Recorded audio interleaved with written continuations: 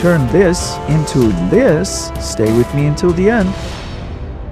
Hey everyone, welcome to DeepBlendArt. I'm thrilled to kick off our brand new playlist, The Art of Scene Lighting in Blender. If you're passionate about creating cinematic, jaw-dropping scenes, you're in the right place. In this series, we're diving deep into lighting entire scenes in Blender, going beyond the basics to craft visually stunning results. So, grab your coffee, fire up Blender, and let's get started with our first session.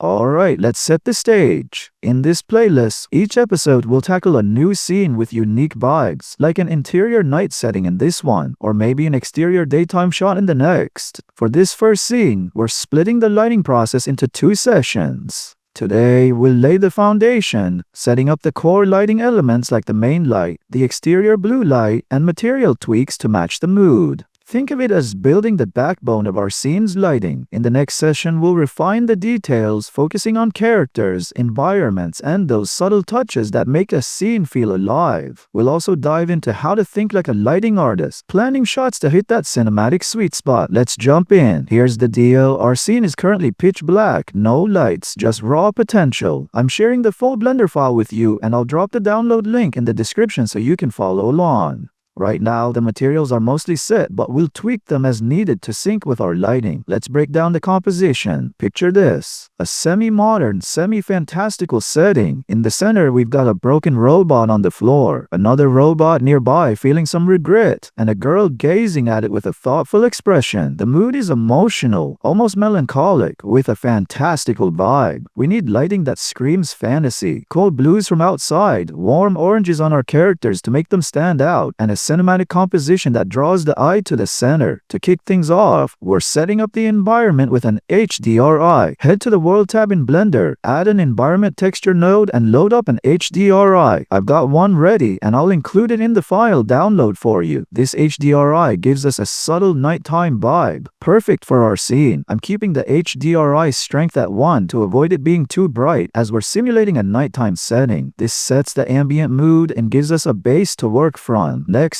let's bring in that cool blue light from outside to mimic the nighttime feel. Add a sunlight to the scene. The position isn't super critical. It's more about the direction and angle. I like to place it slightly tilted, shining inward through the window. Adjust the strength to ensure it hits the curtains and affects the scene just right. Set the color to a cool blue to reinforce that night vibe. This light will interact with our materials, especially the curtains and glass, to create a cohesive look. Let's talk materials. The curtains have a subsurface property, which controls how much light passes through them. If it's set to 0, no light gets through, and they lose that curtain light quality. I'm setting it to around 0.75 to let the blue light filter through naturally, giving that soft, translucent effect. For the glass, I'm using a glass BSDF material with a roughness of about 0.05 and an IOR of 1.5 for a slightly matte look. You can tweak the IOR or even add a slight blue tint to match the environment, but I'm keeping it white for a subtle contrast that feels more intentional. Now for the main light, we want to focus attention on our central subjects: the broken robot, the regretful robot, and the girl. An area light would light up too much of the environment, and a point light would spread light everywhere, which we don't want.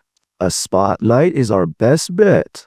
Place it to highlight the central composition, enlarge the spot size to cover the subjects, and increase the blend value to soften the shadow edges. Set the color to a warm orange to contrast the cool exterior light and make the characters pop. Adjust the power to taste, ensuring it feels natural but impactful. This light is the heart of our scene's emotional focus. The exterior blue light isn't quite hitting the edges of the room yet, so let's add a subtle ambient touch. I've added a linear object. Think of it as a strip light along the room's edges. You'll find it in the shared file. Set its material to emission with a soft blue color and a low power, around 2.5, so it enhances the ambiance without overpowering the scene. This adds a cohesive blue tint to the room's margins, tying everything together. The strength and radius of these lights depend on your artistic vision, but softer values often create a more elegant, emotional feel. Next, let's add a light to the study lamps for that extra layer of realism. realism. Again, a spotlight works best here. Position it to mimic a desk lamp shining on a specific area, maybe near the girl or the robot. Set it to a warm orange tone to match the main light and keep it feeling like an artificial light source. Tweak the size and power to fit your needs, ensuring it complements the scene without stealing the show. This light adds a practical, lived-in feel to our fantastical setup.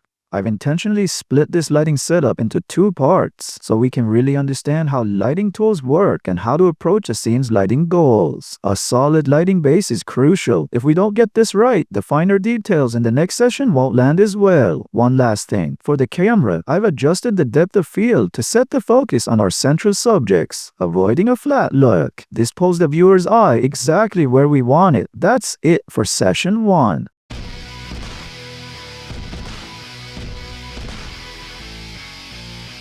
Wow, what a start! I hope you're as excited as I am about lighting this scene. If you're new to lighting, I highly recommend checking out our Art of Lighting playlist for the fundamentals. It'll supercharge your skills before diving deeper here.